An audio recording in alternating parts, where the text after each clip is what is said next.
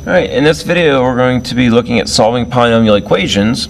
We're going to review cubic equations and quartic equations. Then we'll also look at a factoring by grouping equation. So the first two examples you may not need to look at too extensively if you remember how to do the cubics and the quartics. So quickly, let's review a cubic polynomial in example 1.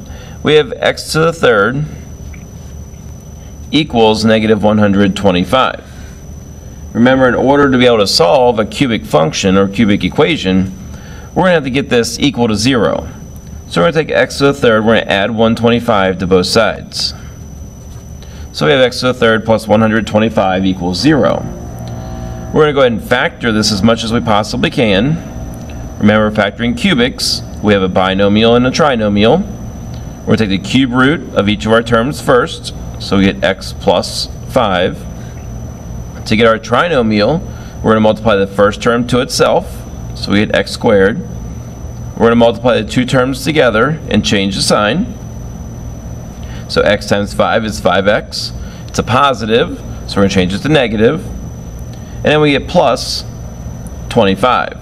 When we multiply the 5 to itself, 5 times 5 is 25.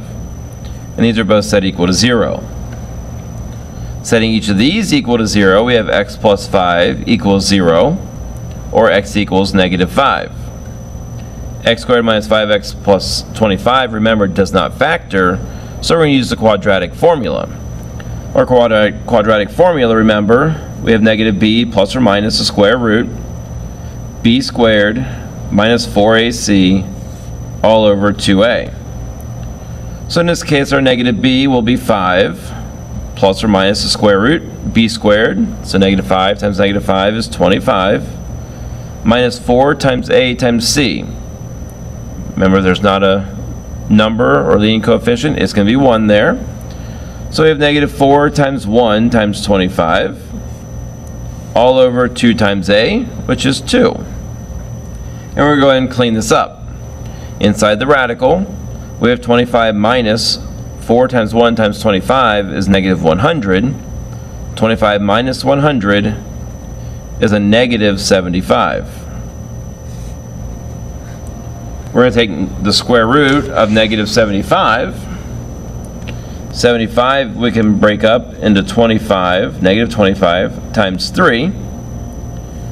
Square root of negative 25 will give us 5 plus or minus 5i, radical 3, divided by 2. And that's a review of solving cubic polynomials. In example 2, we'll go ahead and look at a quartic.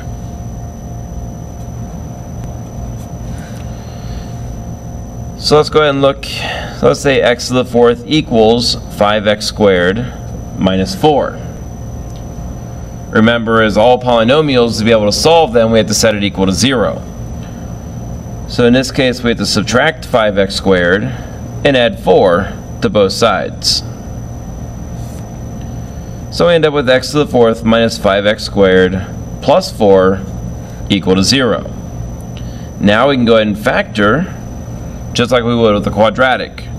Remember, as long as we have that 2-to-1 ratio, it's going to factor in the quadratic form.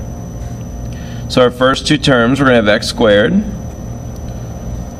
We need to multiply the last two terms to give us a 4. So we can have 1 and 4 or 2 and 2. But we need to add our middle two terms, and we multiply the last two terms, or the outside two terms, and add those together. It's going to give us that negative 5.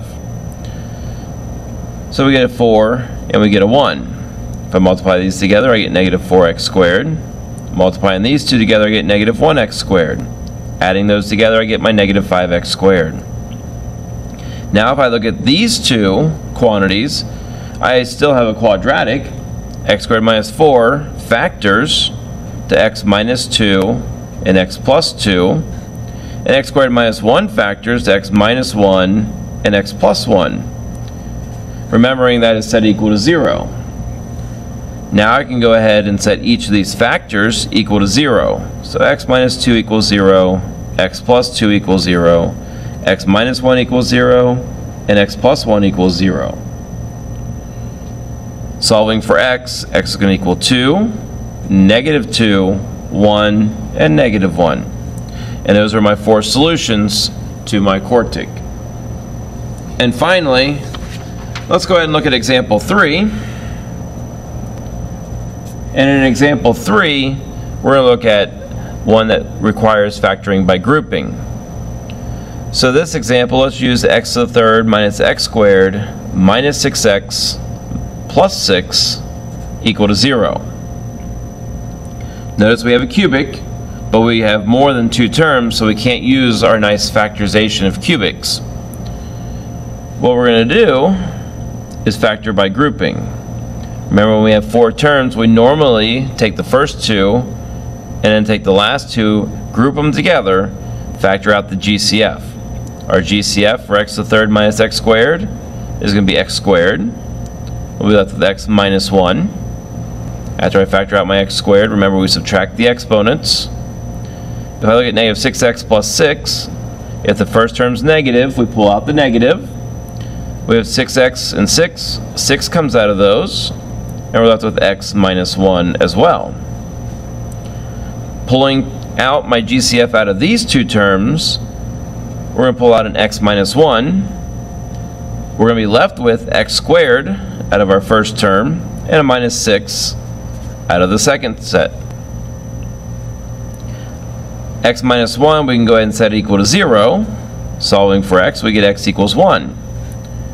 X squared minus 6, we can go ahead and use the square root method to solve this. To solve this, we're going to add 6 to both sides. We get x squared equals 6. Since I got x squared by itself, I can take the square root of both sides. So x equals plus or minus the square root of 6. And there's going to be my 3 answers, plus or minus 6 and 1.